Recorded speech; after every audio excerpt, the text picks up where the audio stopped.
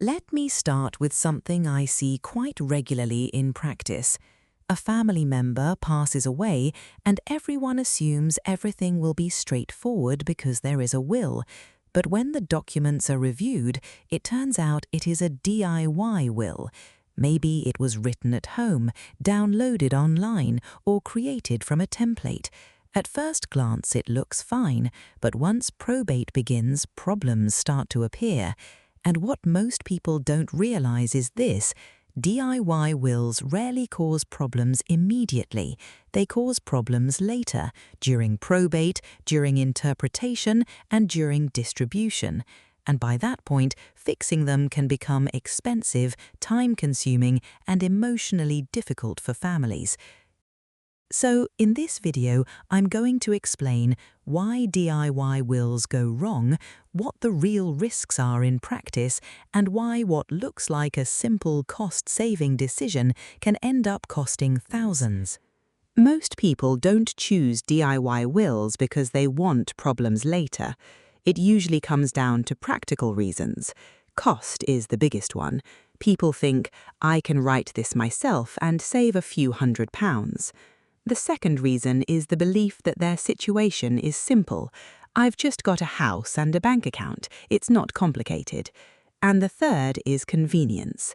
Online templates make it feel quick and easy.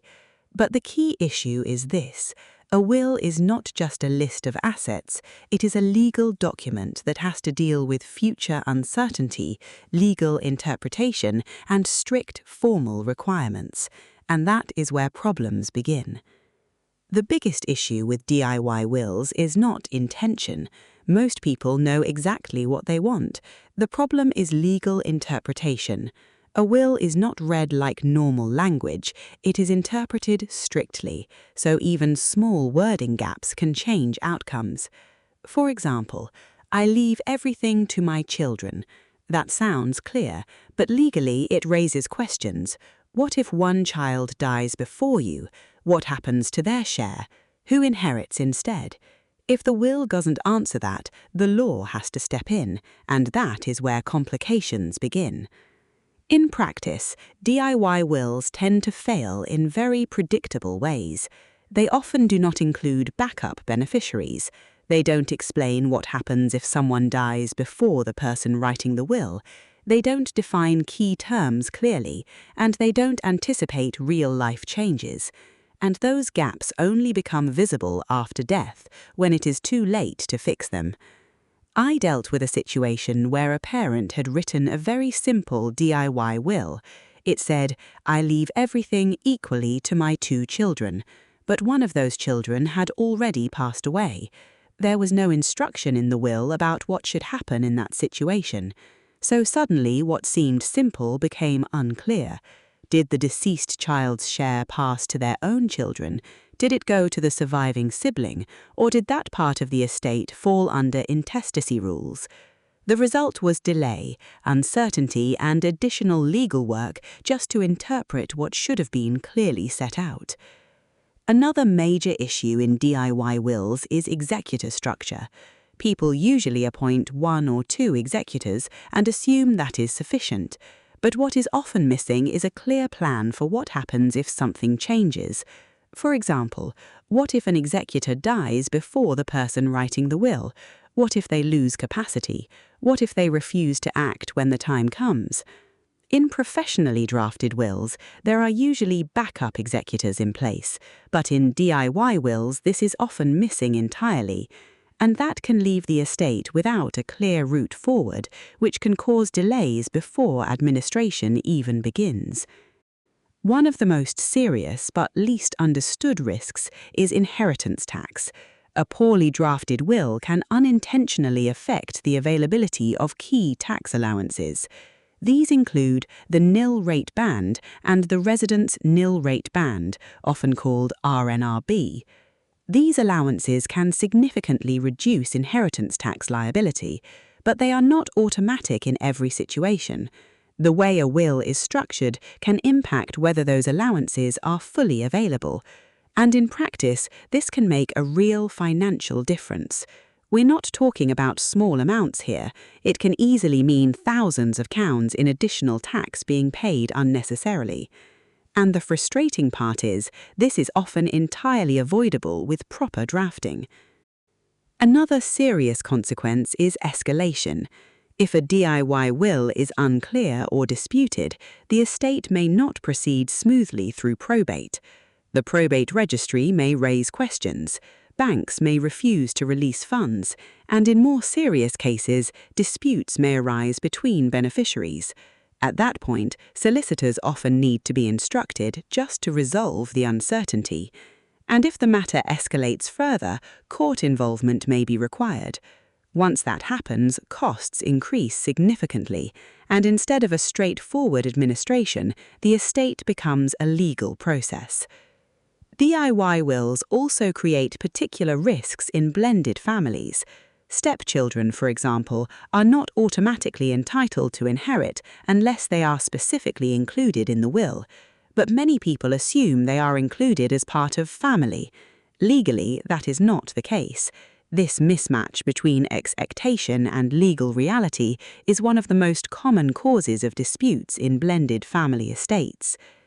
Even where a DIY will is technically valid, it can still create problems at probate stage. If there are concerns about wording or execution, the probate registry may request additional information before granting probate. That slows the process down, and in some cases, legal clarification is required before the estate can proceed at all. Another area where DIY wills can go wrong, and this is more common than people expect, is the way the will is actually signed. Because in England and Wales, there are very specific legal requirements for a will to be valid. It's not just about signing a piece of paper. The will must be signed in the presence of 2 witnesses, and those witnesses must also sign it in the right way. And if that process isn't followed correctly, the consequences can be quite serious. Let me give you a real type of situation I've come across. Someone had written their own will at home. They asked 2 people to witness it, one of whom was actually a beneficiary under the will. At the time, no one thought anything of it. It felt like a simple formality. But after they passed away, when the will was reviewed, it became clear that the person who had acted as a witness was also due to inherit, and legally that creates a problem. The will itself may still be valid, but the gift to that beneficiary can fail. So the person who was expecting to inherit suddenly doesn't receive what they thought they would. And from their perspective, it feels completely unexpected. They might say, "But that's clearly what was intended." And they're probably right in terms of intention, but legally the rules around witnessing take priority. I've also seen situations where the witnesses weren't present at the same time, or the signing process wasn't carried out properly, and that creates uncertainty about whether the will is valid at all.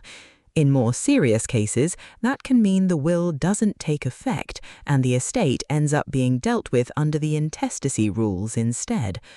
So again, something that feels like a small step, just signing the document, can have a very significant impact on what actually happens to the estate.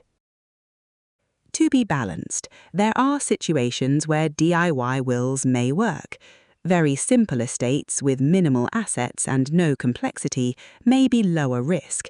But even then, it's important to understand that circumstances can change, and what is simple today may not remain simple in the future. DIY wills often seem simple at the time they are written, but the legal consequences of small mistakes often only appear later, when it is much harder and more expensive to fix them. If you're dealing with a will or estate at the moment, I've put together a free executor's checklist that walks you through the process step by step. You can download it using the link in the description. And if you'd like clear, practical explanations of wills and probate in England and Wales, feel free to subscribe.